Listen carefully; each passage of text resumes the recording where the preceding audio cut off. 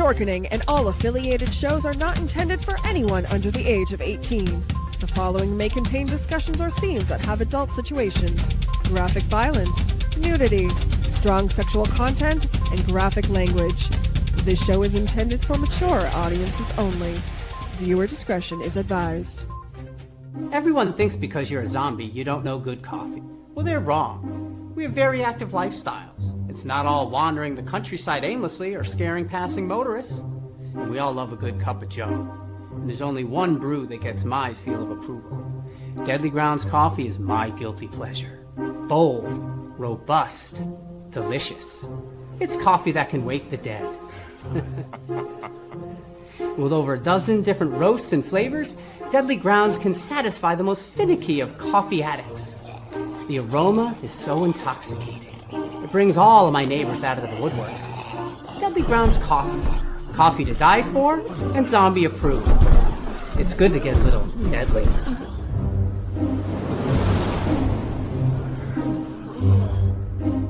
Use the front door! Oh, they're so disgusting.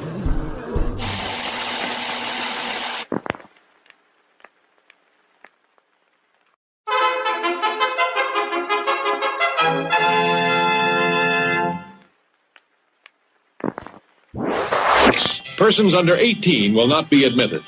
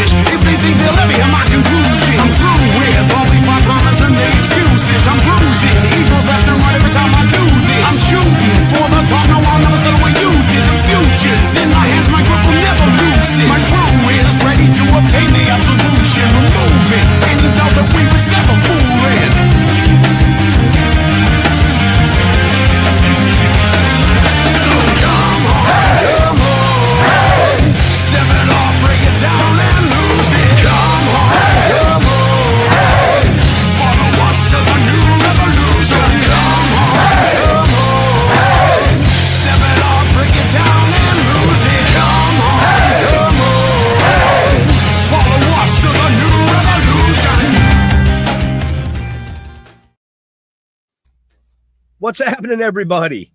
Welcome to another kick-ass episode of Still Toking with.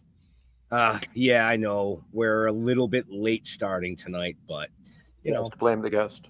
You know, sometimes we are at the mercy of our guests. And our guest tonight is he's an amazing gentleman, first of all, because he showed up.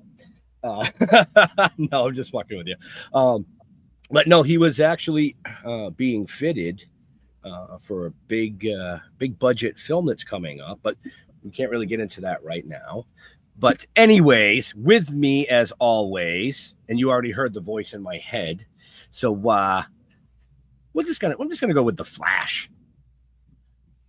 Well, hello there, everybody. I'm excited. Our guest today has been a part of two enterprises, pun intended, that I'm very, very fond of. So I've got all kinds of questions about what he's done on very, very iconic television shows and movies. And also, he got started at Universal Studios. And the very first set I ever walked onto as an 8-year-old was at Universal Studios. So I'm really happy to have our guest. And I'm even happier because my friend Jeff Holman is here. Jeff, how are you? What's happening? Happy Wednesday, everybody. And we're into September. Fall is a-coming. I don't want to fall. I'm too old to fall. I might break something. So we don't want to do that. Anyway, I'm excited. I've seen a whole shit ton of movies this dude's been in, and I never even fucking knew it. You know, because I'm dumb as fuck sometimes. But half the time he's in makeup, I think, or you know, at least that's what I understand. You know, he's a big dude too, 6'4". You know, makes me and Ben and probably Mr. Mark look like hobbits. Dude, You know? 5'3" makes me look like a fucking hobbit. Shut up.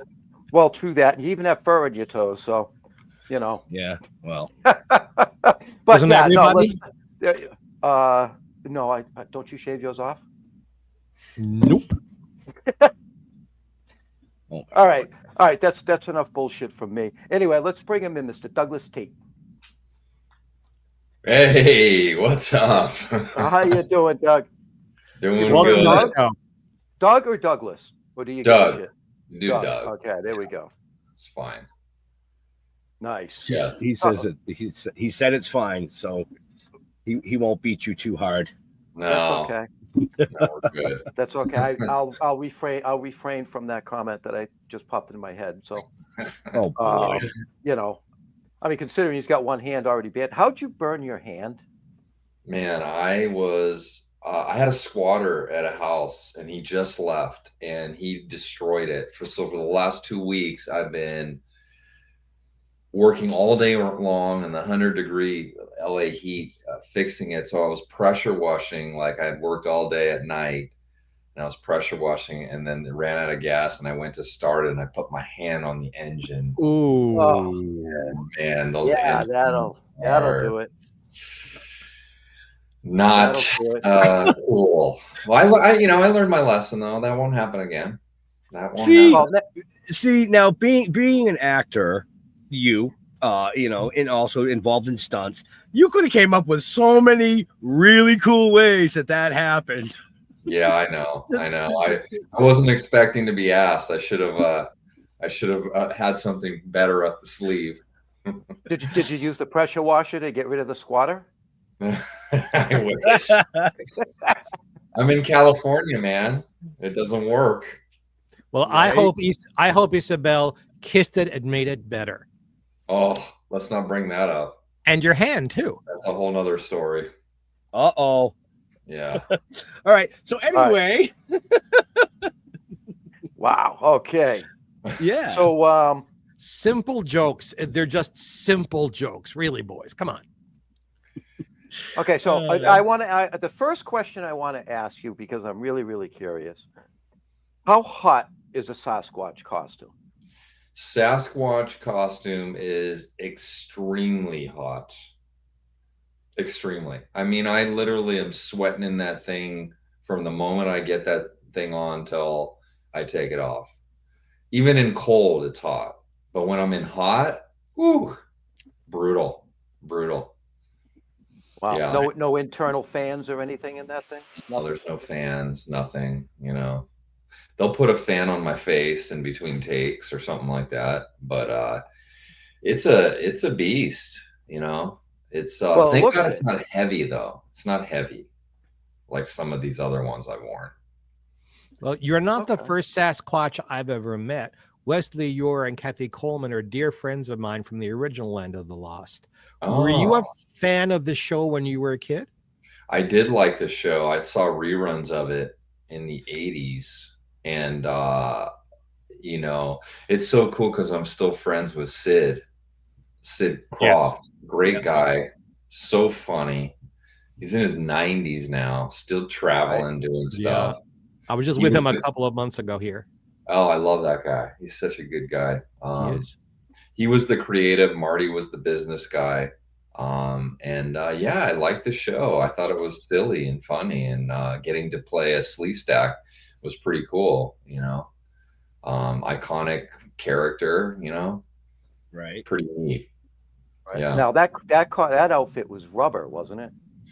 Yes, that one was rough. You know what was happening is we were in that thing all day long, and our hands were swelling up and our feet because of the pressure of how tight they were. We used to they had a tub of KY jelly that we'd have to put ourselves in and put on the inside of the suit to get that thing on.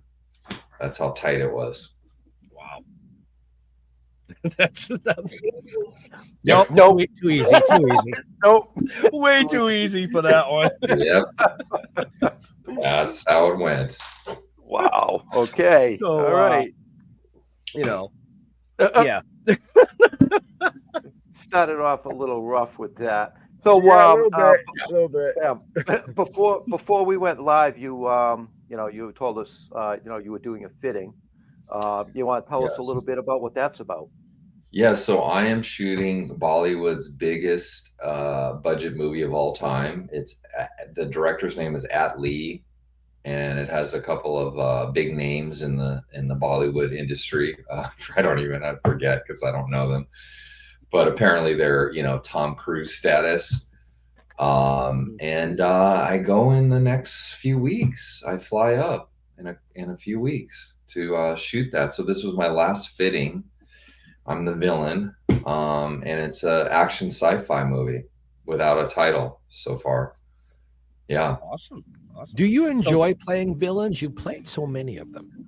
I do, but I don't enjoy characters like this. It started smaller and it got bigger and bigger and bigger, and now it's a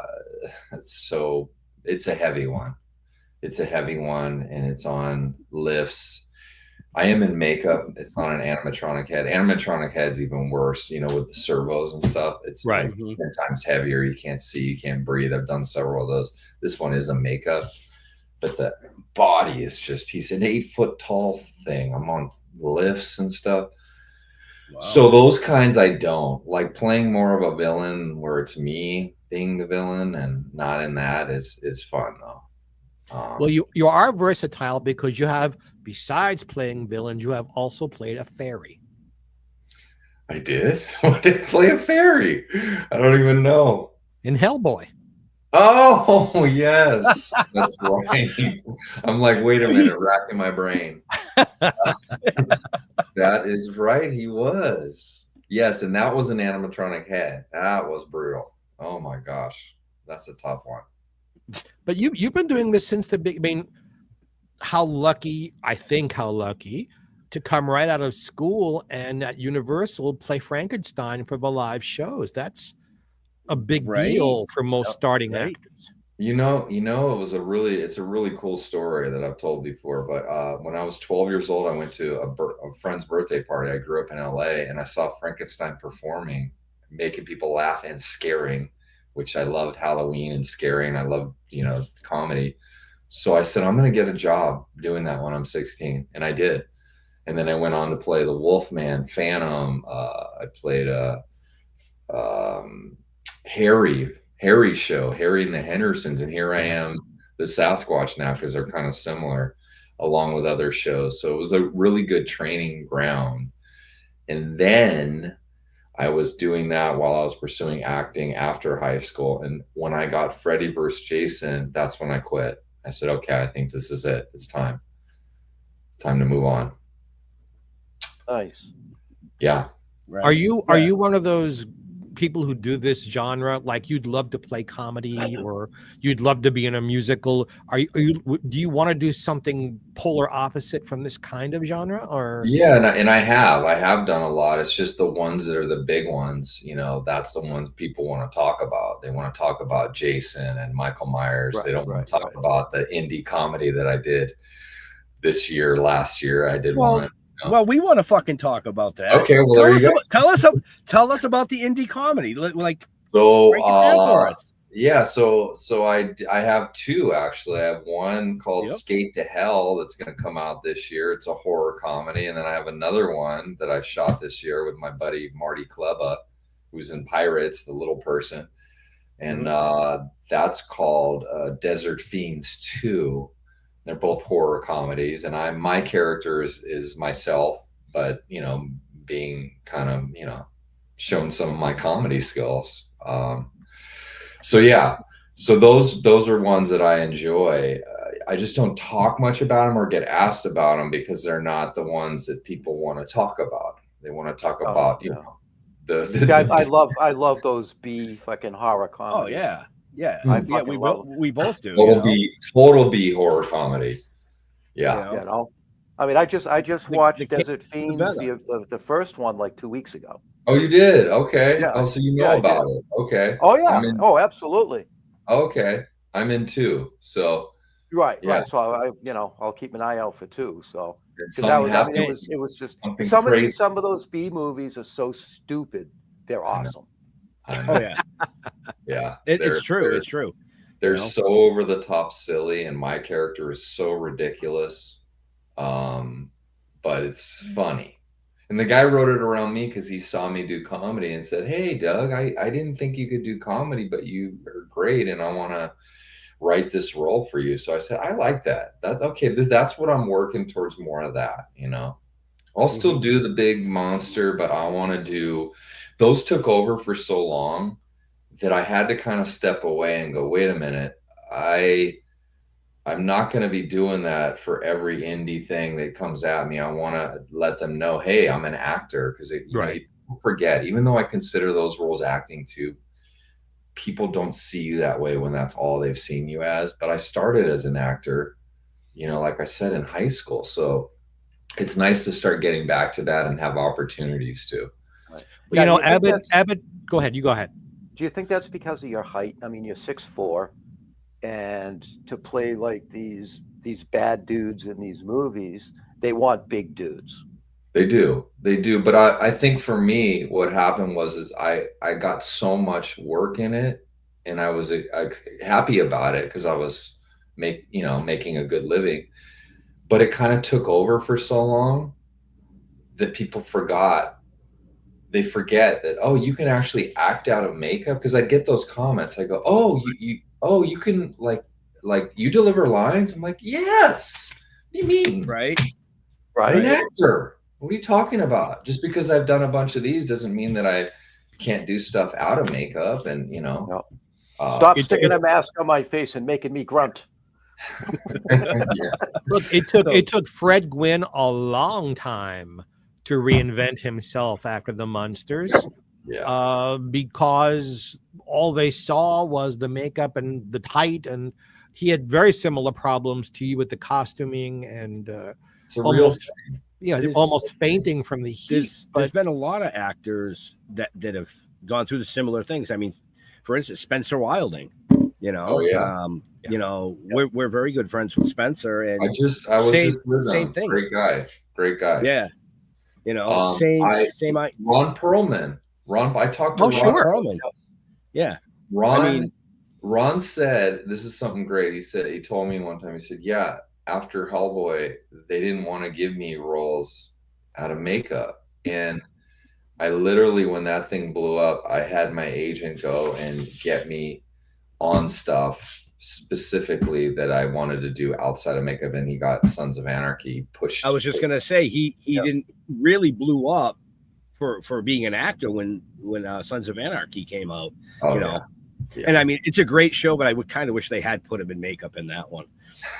But Ron is a handsome, really talented actor, apart and aside from this kind of stuff. Right. He's a actor, a very talented actor. Right. The moral to these comments, folks, is that even though these amazing gentlemen are behind masks and behind makeup and animatronic heads, they are really actors, man. So like they can do those other parts. But that's the thing. That's what I say is also, like, when I'm developing one of these characters, I'm developing it as an actor.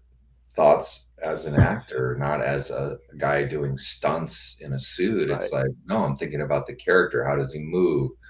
What's going on in the scenes, and it's coming from an acting mindset. Yes, I'm doing physical things, but it always starts there. Right. So Doug Jones is another one.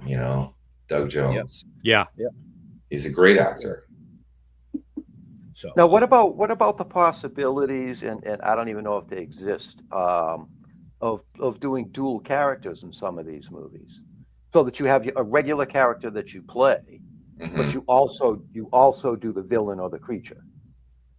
Yeah, I actually do that. I actually have been asking every time now. and where if I'm in a makeup and they have a smaller role that doesn't conflict with that character, to throw me in, and it happens now. It happens where I'll play like a security or a cop, or something that fits the look where I'm already there.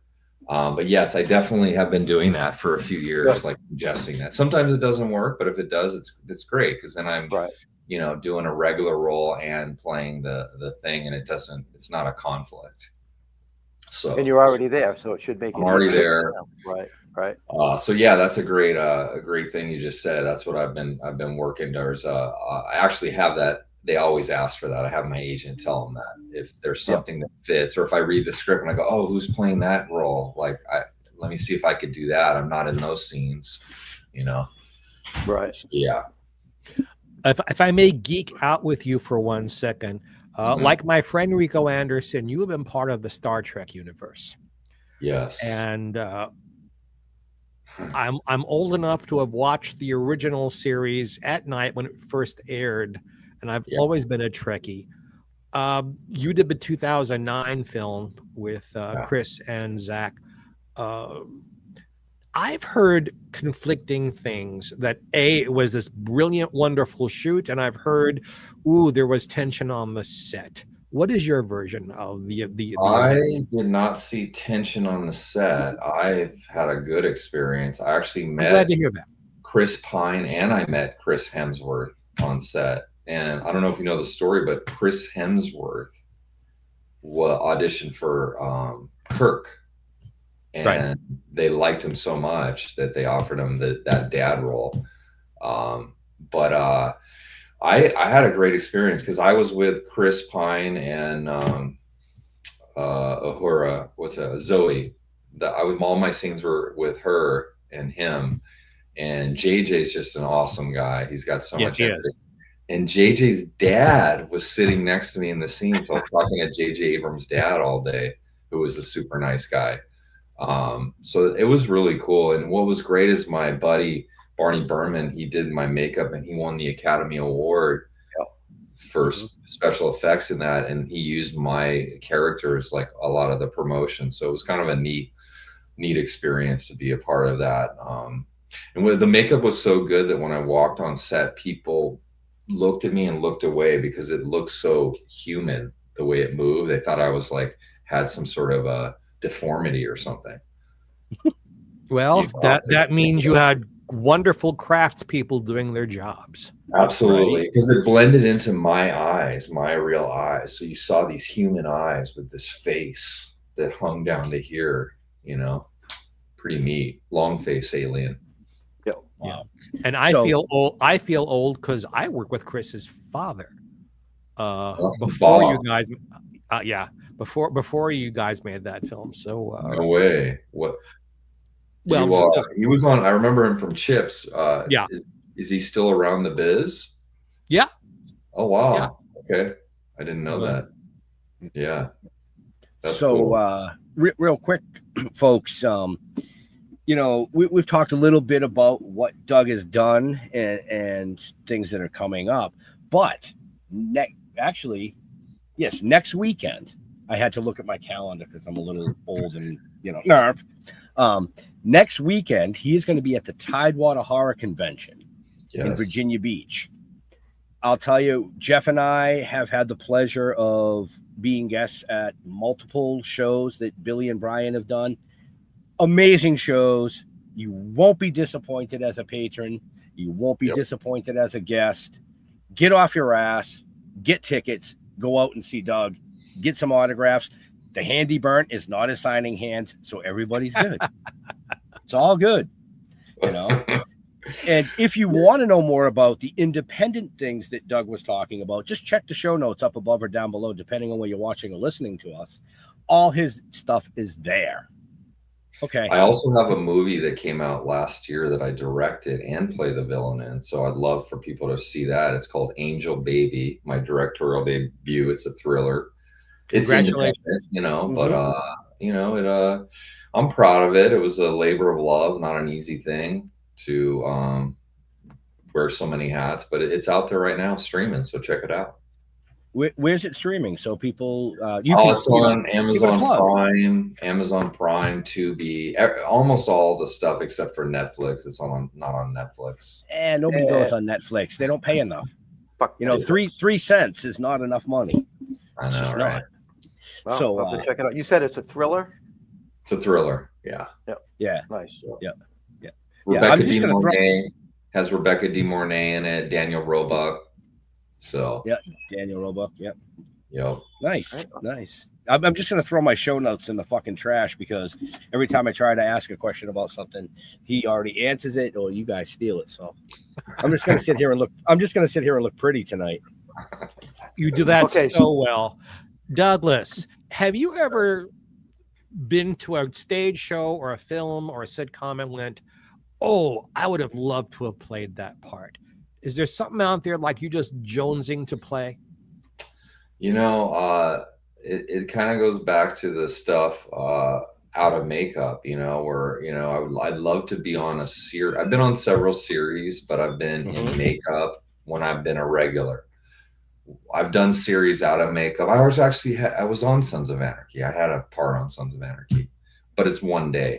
I would love to do a ongoing show playing, you know, I don't have a specific character, you know, it could be a detective, fireman. It could be, you know, just a regular guy. A freaking basketball player. That's, I see, there you go. See, this guy did his research. I actually started my career playing, doing basketball commercials. That's what got me my SAG card, got me in the industry. Yep. Basketball coach on a show. Right. You know what I mean? Yeah. Right. Comedy. More of that. So it's not a specific role. It's just more do of me that. a favor. Do me a favor and stay away from the freaking soap opera shit. Yeah, no. Soap operas they're done. They're not really. I mean, anymore. I've heard he said he'd do porn too, guys. So, you know. soft. Soft porn. That's not right. hardcore. Yeah. Oh, okay. The Skinamax versions. Yeah, he's got the head for it. But I would like to come back to also to play and get inside those masks again, Jason and Michael Myers. If that came up, I would love to do that again. Well, So, they're iconic. I mean, those are. yeah, those are ones that I would never deny. I mean, I would love that also. Yeah. And to have a film that crossed over both characters, you know, that was special. It is special. And you know what? When it, you know, I've been doing conventions now for since 2011, and 10 years in, Freddy vs. Jason came out in 2003. When I started the conventions with Freddy vs. Jason, people were like, oh yeah, it's cool. Yeah, that was a good, fun movie. Now that it's been 22 years, you got kids that saw it, and now they're adults, and the feeling of it with them is different. It's iconic. It's just a different experience when I talk to them. A lot of them say, oh my God, that was my first one. And I'm actually the last one to work with Robert Englund in his full makeup in a movie, which is, I realized a year ago. And I was like, wow, that's special right there. Right. So it's a very cool thing. And I don't think you'll ever see it happen again. And two studios trying to come together with rights. It took 10 years to happen. You know, and if it did ever happen, it's not going to be Robert Englund. So it's just not the same. Right. I mean, to me, it's like, oh, really? Another Halloween movie? Oh, really? You know, when they're gonna, it's money, I know, you know, but they're good. I mean, you know, because you were in Halloween Kills. Yes, I was the stunt double. I didn't get to play him in the whole movie. James Hugh Courtney did, but I was the stunt double. So I did get behind the mask, but I want to play him in a full movie. But it was iconic to get on and be on set and be in the mask because I'm such a Halloween fan since I was a kid. So that was really surreal to do that. So speaking of Halloween and, you know, the mask and things like that, Jeff and I are going to be at the Maine Paranormal and Horror Convention this coming weekend with the original OG Tony Moran. Yes, they actually contacted me. I got someone that was asking me if I wanted to do that. You should have. You would have been able to hang out with us all No, weekend. but I was already at Tidewater. I'm not gonna. I'm not. Or no. I had a different one. I'm at a different show. I'm in Kentucky this weekend. Yeah, because that's this weekend. Yeah. Yeah, that's this Yeah, weekend. because CJ Graham's going to be there too. Yep. I love CJ's CJ. going to be Great there. guy. Nancy. Yeah. Part 6.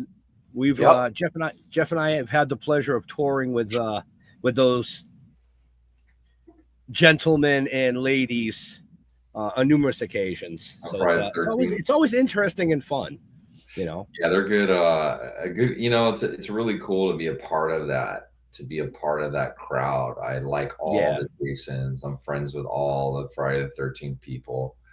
It's just a fun, you know, reunion every time we see each other. It's really neat. Oh. Are you familiar with Jason Brooks? I know who he is. He did the fan film, right?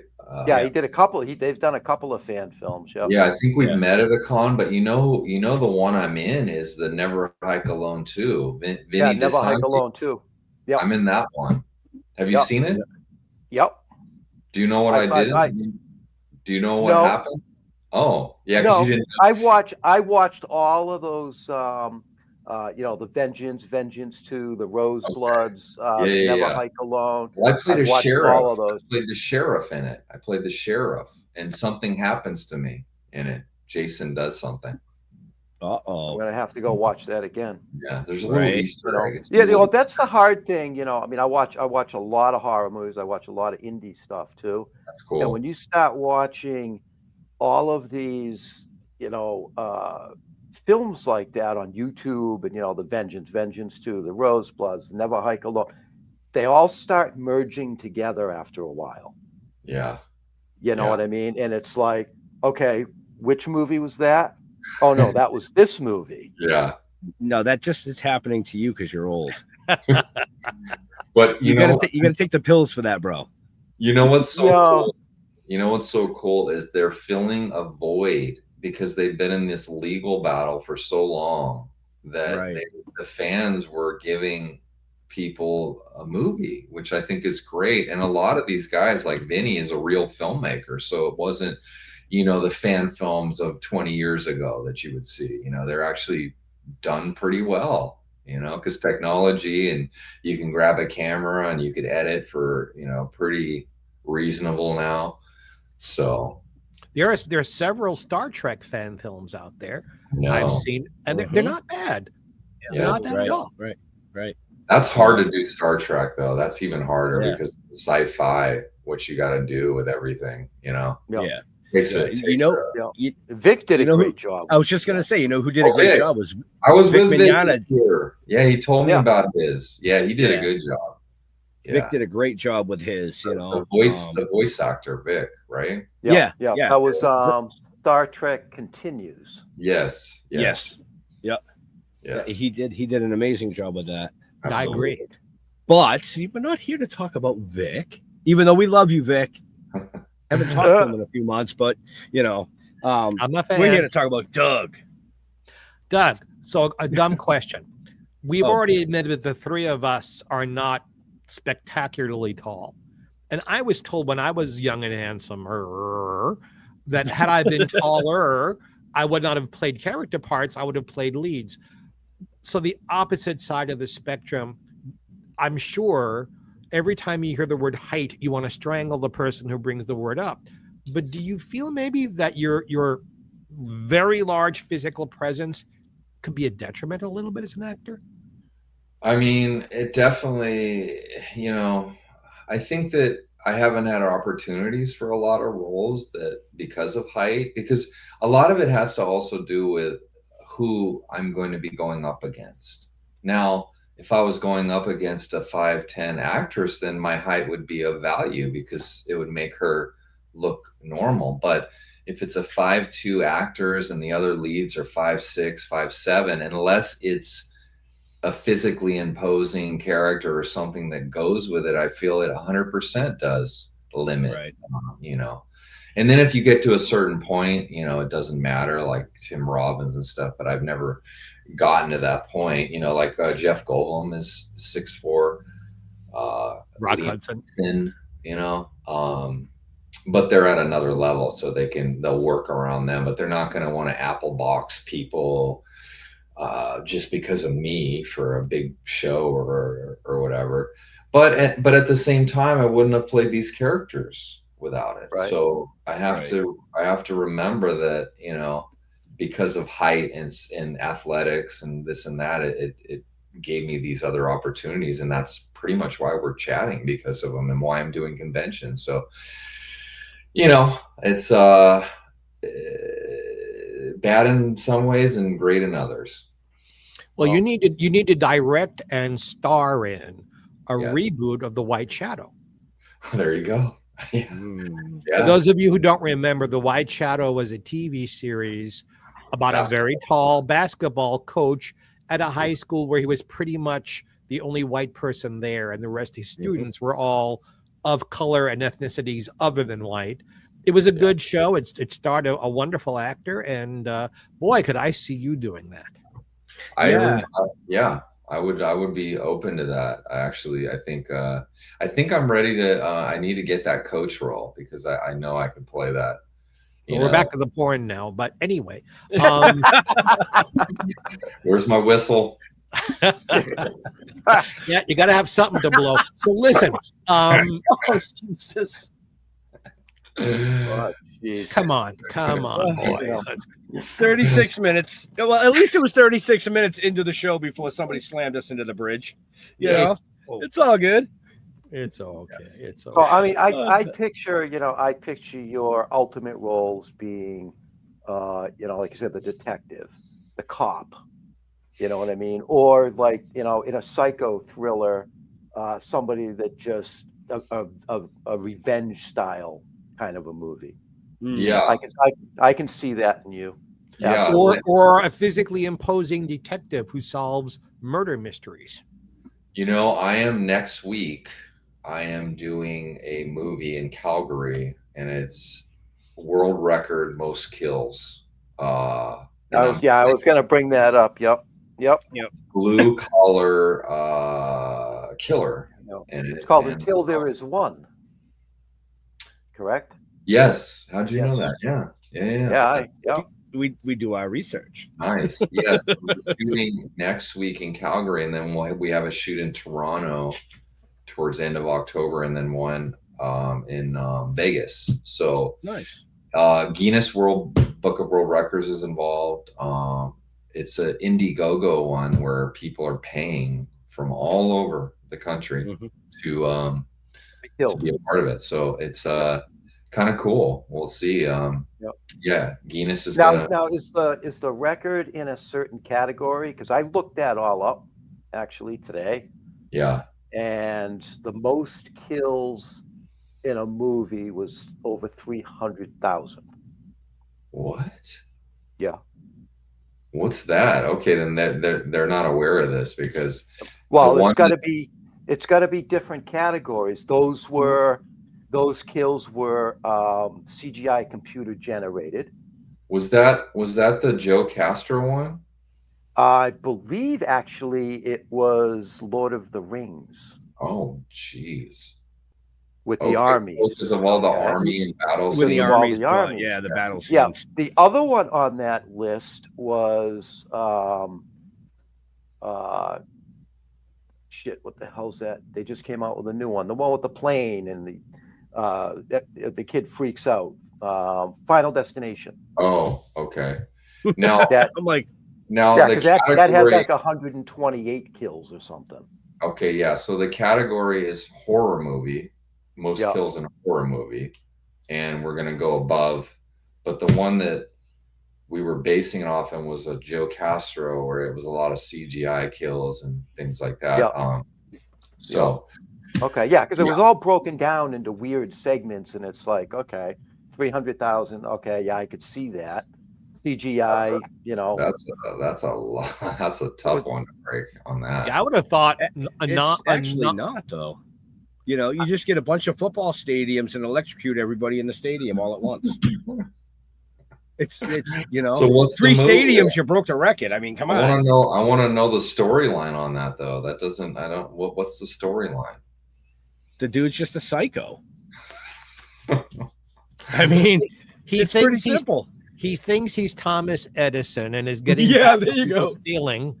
Yeah, Okay. yeah. All right. There you go. That's it. Yeah. But I would have thought a non-horror, the biggest kill would have been the movie Hiroshima, Mm. because boom. Yeah. Yeah. What do Well, I yeah, know? but it's gotta be like on screen kind of a thing. It can't be Only referred hypothetical. to right. Yeah, it can't It's be hypothetical. screen kills. Yeah, Screen kills. Yeah. Yeah. So Well, a lot I of was people, curious. that being said, a lot of people are signing up for it. So it's kind of That's cool. awesome. That's cool. Yeah. That's awesome. Now, where's that going to be filmed? So that's Calgary next week, and then Okay. we're doing a Toronto shoot, and we're doing a Las Vegas shoot. Yeah. We Okay. just talked about that, Mr. Holman. Well, I knew the Calgary. I did, Focus. So you guys will know better about this than I. My favorite horror kill happened in a movie that came out in 85 or 86. And there's a man walking at night outdoors, and one of these killer people takes it looks like a firecracker, but it's like an incendiary device, shoves it in his face, and his head burns from the inside out. It explodes. Whoa. That was my favorite personal kill. That sounds like an amazing effects done gag that like really took time to really do practical. I know the movie. And but I the can't- reason it resonates with me so much, if I can, for 15 seconds, talk personally, my little brother was killed. A bunch of the guys from the neighborhood, we went out to the movies just to take our minds off. This was the movie. It was hugely bloody.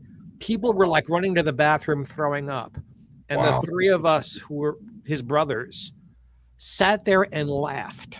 Wow. Because the horror of what we were going through was like this was comedy relief for us. Wow. Right. Interesting. And I think horror movies can do that. It can Yeah, take your mind off your troubles.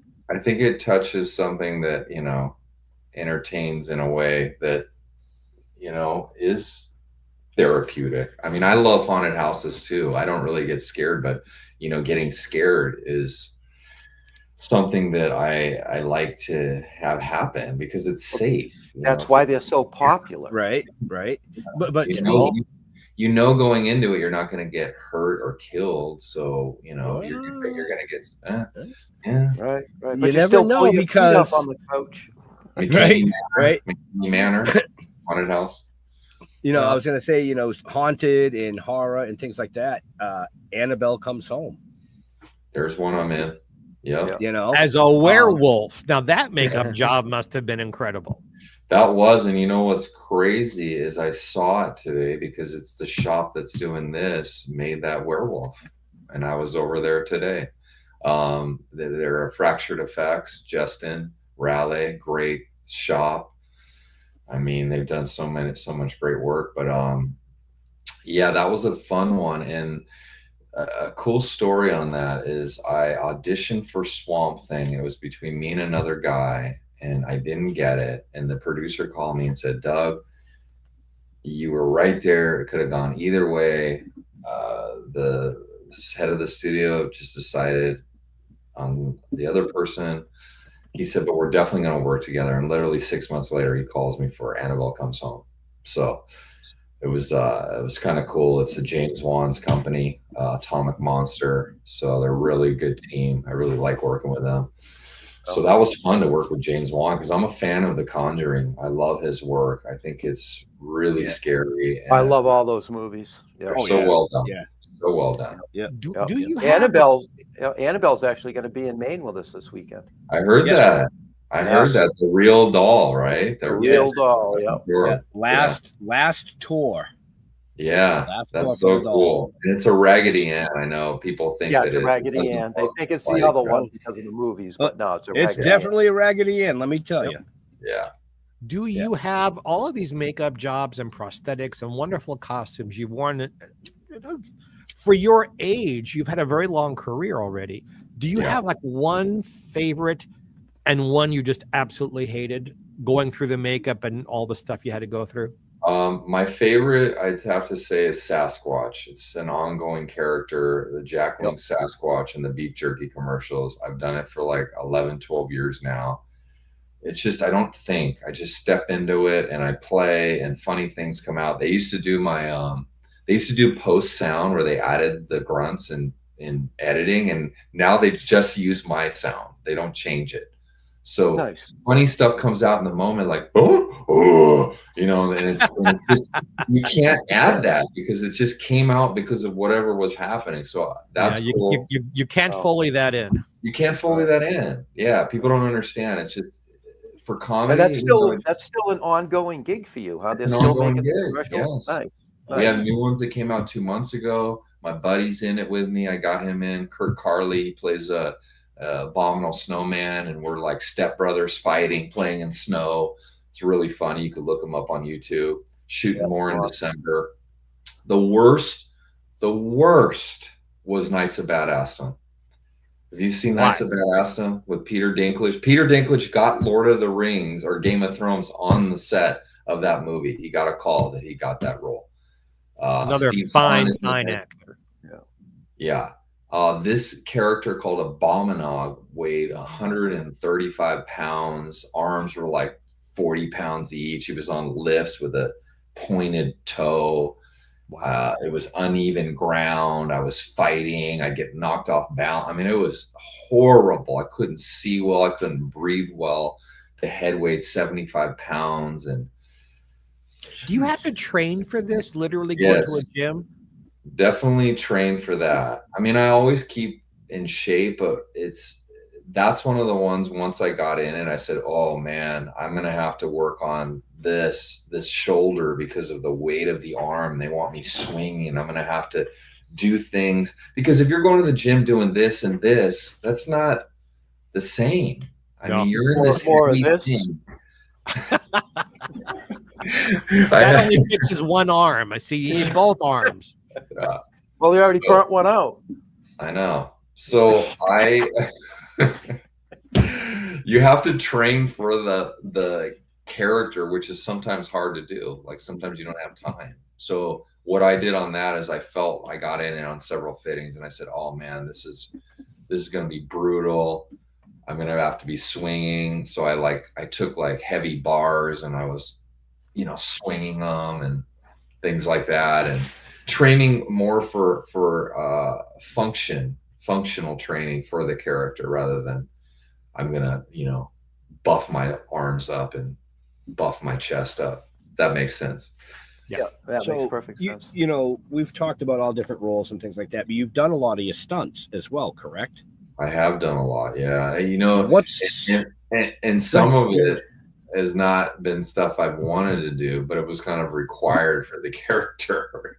Right. So that was going to be, going to bring me to my question, which is, what's one of the craziest stunts you've had to perform? Well, there's been a few. One of them was on the show Legacies, where the character's fighting, and it's like a Star Wars, like Darth Vader type character. And I'm on the flight of like stairs that go like 25 feet in the air. And there's the girl has power on the show. So she does her power.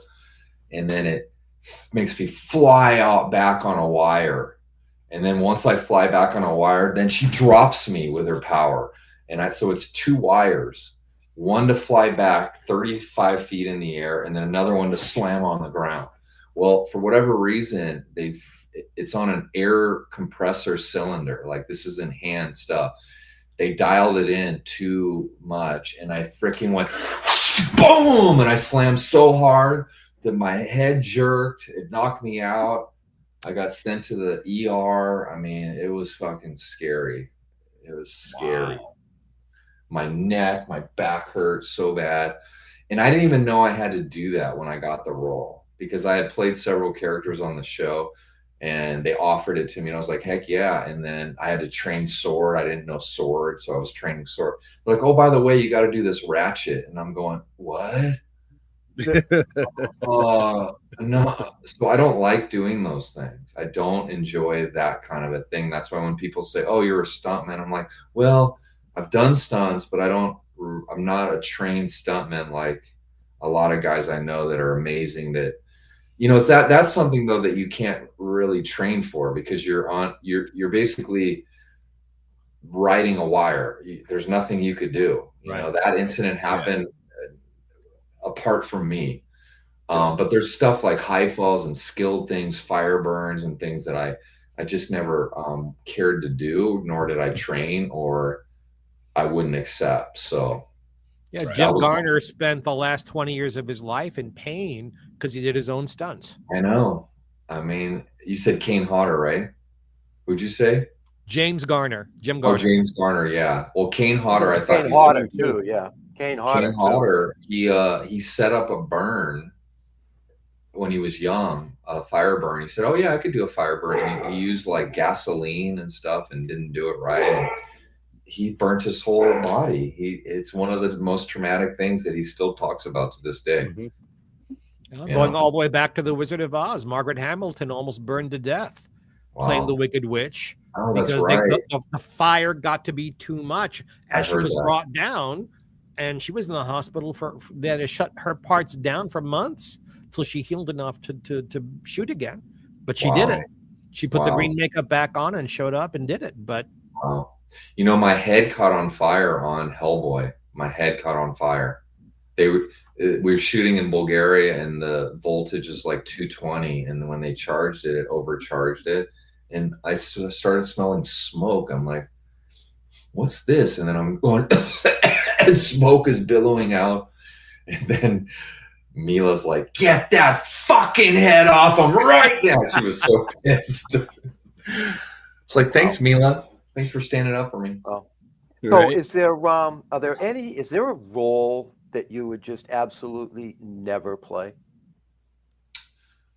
I wouldn't like to play a child.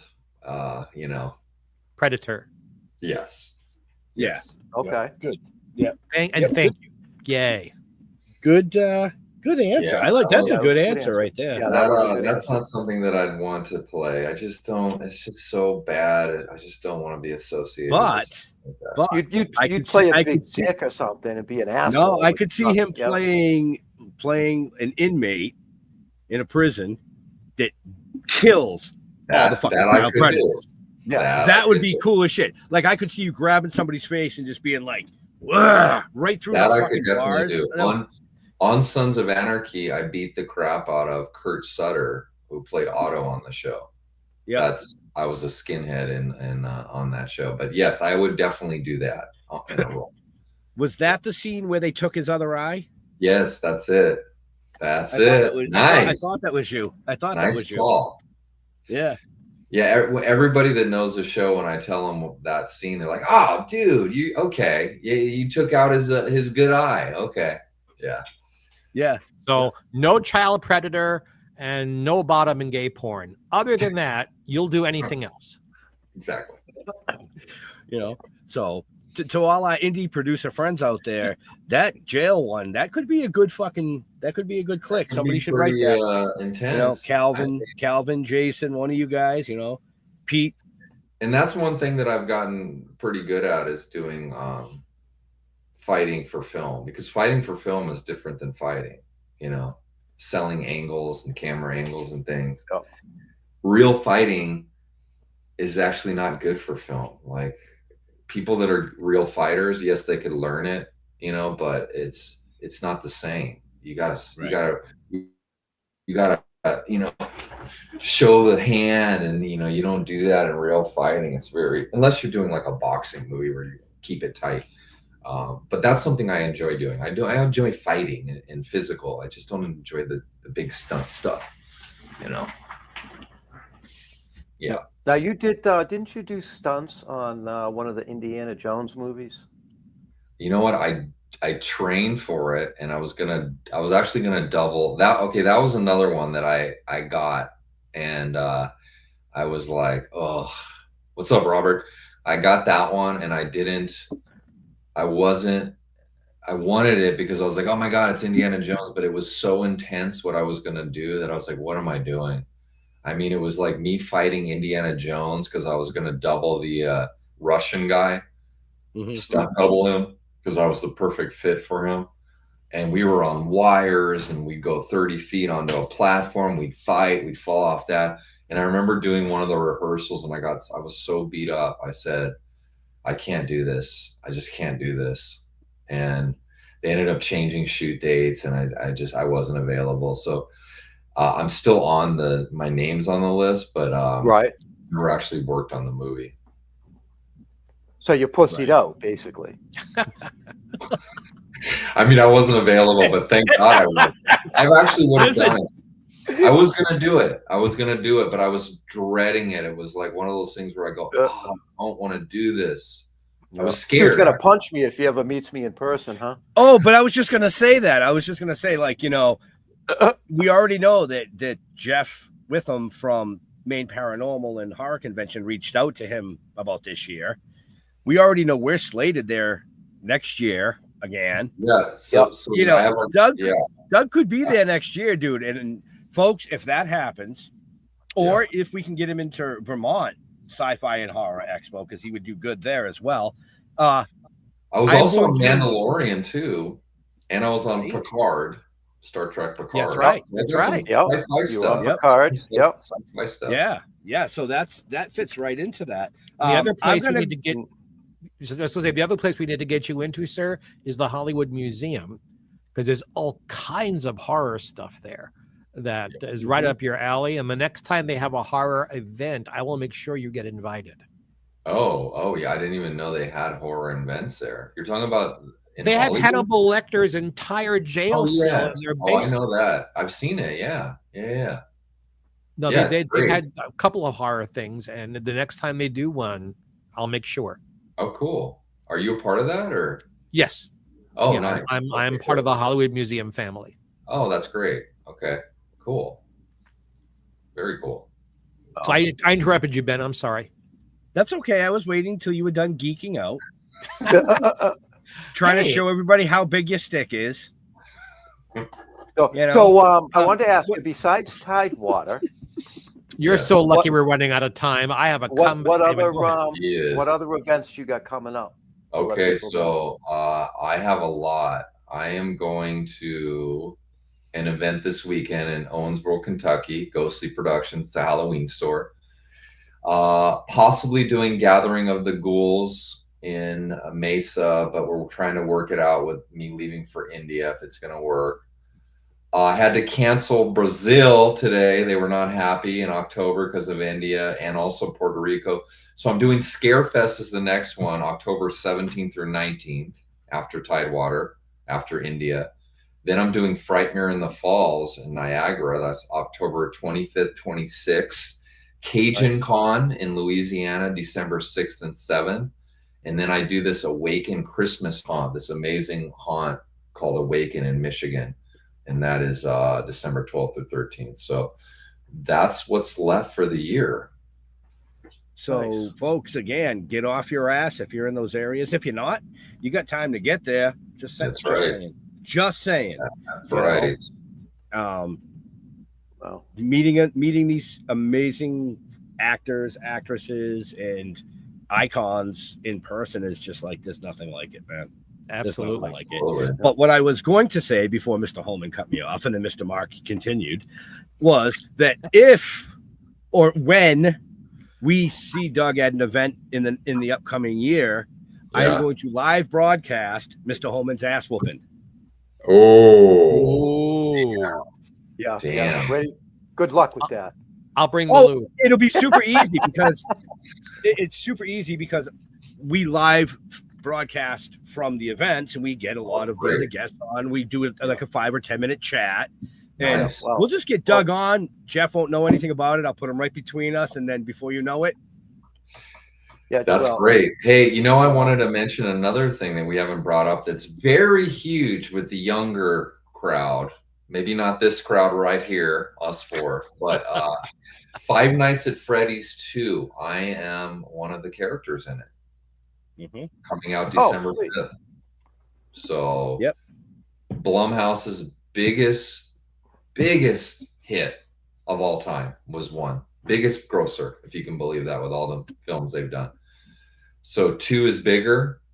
Excited to be a part of it. So yeah, I think it's another cool character to add to my roster. I'm excited. Absolutely. Absolutely. And I have another movie coming out that's okay, here's a very scary one. I just got a new trailer today. They screened it recently. Baphomet Seance. I'm a part of this movie called Baphomet Seance, which was an old documentary they were trying to put out in the 80s about a cult, a recruiting video. And somebody got the negatives and re-edit it. I do the voiceover on it, and it's very creepy. Yeah. Baphomet Seance. You could check out the trailers if you are so inclined. Oh, okay.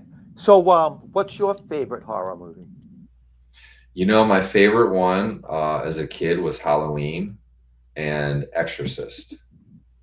Yeah. Okay. Nowadays, I'm always been a Halloween fan. I brought up The Conjuring are really some of my favorite. I just love what they've done with those. I just love the look. Right. I actually was stealing a lot of this, not stealing the scenes. I was stealing how they shot things for my movie just because I was such a fan of it. You know, what camera did they use? Okay, I got to get that camera. It's not stealing, it's how you learn Absolutely. the other side of the business, you know. Absolutely. You know, Which I thought I knew, but until you actually get into, you're like, I don't know half of what I thought I knew, technical wise and things. It's a different world, you know. Oh yeah. Just because I'm on set with it doesn't mean I know how to work everything. Right. You know? So that's that's a whole nother beast. It is. It really is. You know, we Jeff and I had the pleasure of when we did a couple of indie TV series down in New York, but we were on all sides. So we had to build the sets with everybody. We helped set up the lighting, helped set up the camera angles. I mean, Jeff was actually running the jib a couple of times. Wow. You know, so yeah, it's a whole different beast. It is. Than pretending to be somebody else or something else, you know? Yeah, no, I mean, you know, it's a skilled thing, and the only way to be skilled is to do it. And if you haven't done it, it's, you know, you could read a book, but it's actual experience is what. Yeah, hands-on, man. I get people that come out from film school and they're like, I learned more on this movie than I did 4 years of film school. You know, experience, on hand. Yeah. Oh yeah, absolutely. Yep. Right. So we are a little over time. I'm sure Doug is like ready to chomp at the bit. You know, he's looking a little hungry there. I am hungry actually. So, and I know Mr. Holman's looking at the time because his dinner time is like now. So with that, Mr. Holman, any last questions for this amazing guest?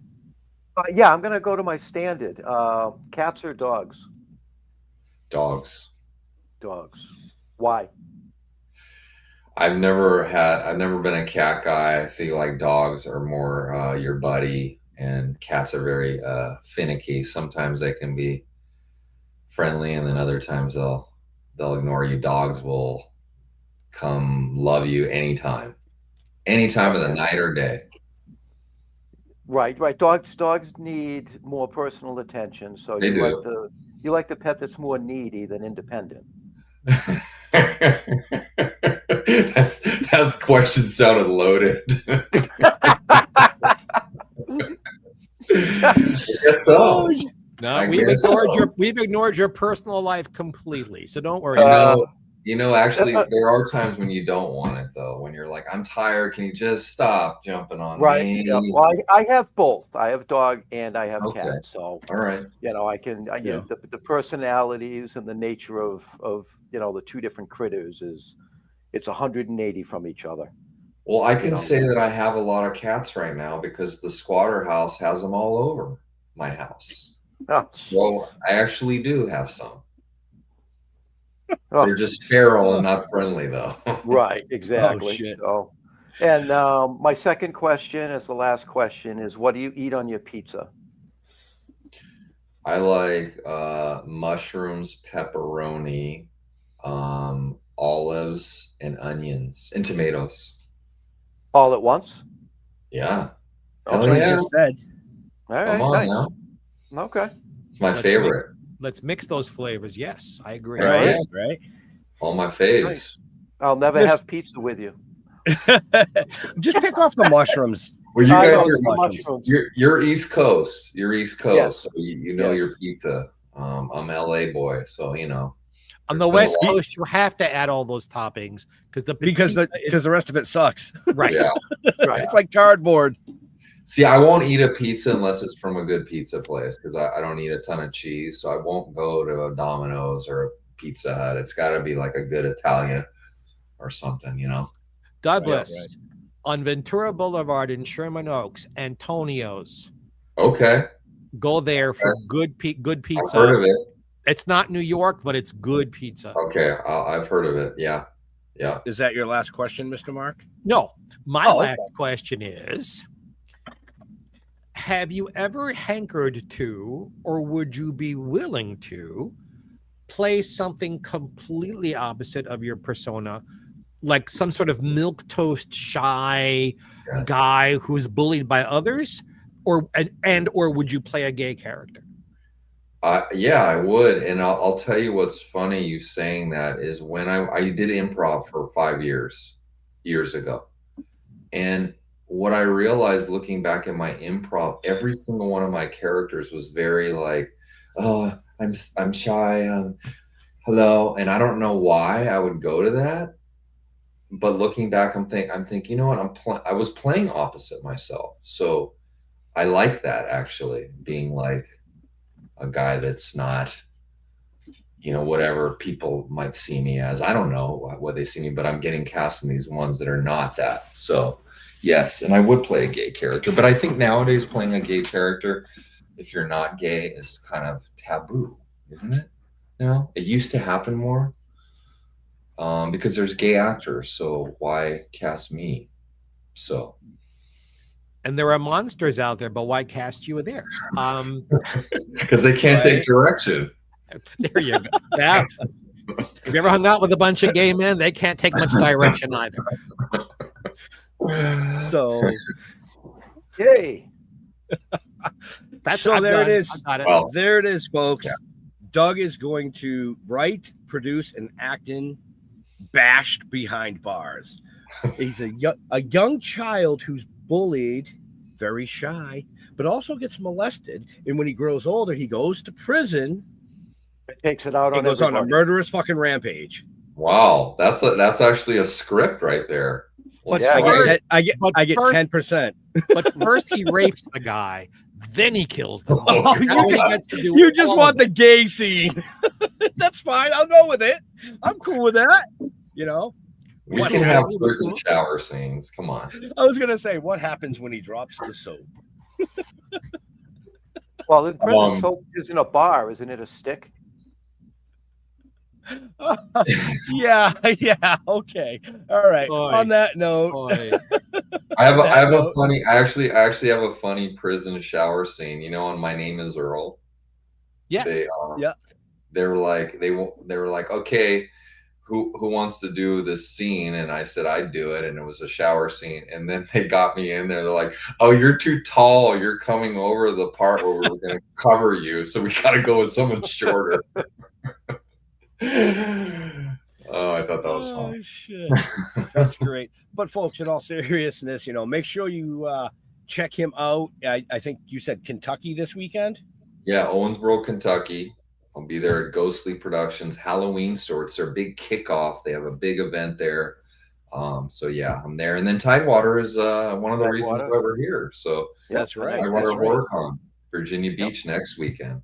Yep, great event. Yeah, looks Great like Robert promoters. Bess is going to be there from the comments. Yeah, that I yeah. saw. He Yes. said see you guys at THC. So Robert, unfortunately, we are going to be in Monroeville, Pennsylvania that weekend doing the Steel City Cannabis Convention. Okay. So Yeah. We won't be in Tidewater this year, but maybe next year, or maybe Maryland. I don't know. We'll see. We still got to talk to Billy, but with that, Doug, Yes. where do you like to interact with your fans on social medias? I do lives on TikTok. Robert knows, he's joined my lives. Instagram mainly, and TikTok. I'd say I do Facebook fan page, but those are my main ones. Excellent, folks. And you can find that in the show notes up above or down below, depending on where you're watching or listening to us. Mr. Jeffrey Mark. Yeah, fur. You know the question. You can see how my name is spelled right beneath me there. You'll find me on Facebook under that name. You can find me on Instagram, Jeffrey Mark Showbiz. You can find me at LinkedIn, The Jeffrey Mark, I think. Then we have a sister show to this one. Jeffrey Mark Plays Ella. Seen many on the same stations and platforms you're watching now, which our friend Ben produces and our friend Jeff sprinkles with love for us. Or Turn On Your Electric Toothbrush. I'll be someplace. September 14th, I'll be making a peanut butter sandwich because I'm not booked at any cons, so I've got nothing to promote. Don't you have a book coming out or something? Are you writing another book yet? I have 2 books coming out. The Complete Lucy, Superstar's Career, and my memoirs, which is The Devil Was Born in Brooklyn. You can see those next year at the end of the year for Christmas. And we're also working on Jeffrey Mark Plays Merman, a 5-episode arc saluting Ethel Merman. Again, carried on many of the same platforms and stations and channels where you're watching this. Excellent. Nice. Mr. Holman. Yes, as always, go to stilltalking.com or Talking with the Dead on Facebook. But I want to say our YouTube channel is growing. I want it to keep on growing, so make sure you go and like our YouTube channel. I don't even know what the fuck says. Still Talking Productions, right? Still Talking Productions, or Still Talking with, or Still Talking with, which is yeah. So just Google that, and you'll find us there. And don't look me up. You can find me on Talking with the Dead or here every Wednesday. So we want to thank Doug for taking time out of his busy schedule to hang out, chat a little bit about his awesome career, all the awesome things that he's done. Definitely get off your couch, head out to one of the events he's going to be at. If you didn't catch them all, it's in the show notes. Just click on the show notes. It's all there for you, folks. To all our veterans and first responders, we want to thank you for doing what you do so people like us can come up here and do what we do. Stay safe. We'll see you next week. We're out. Have a happy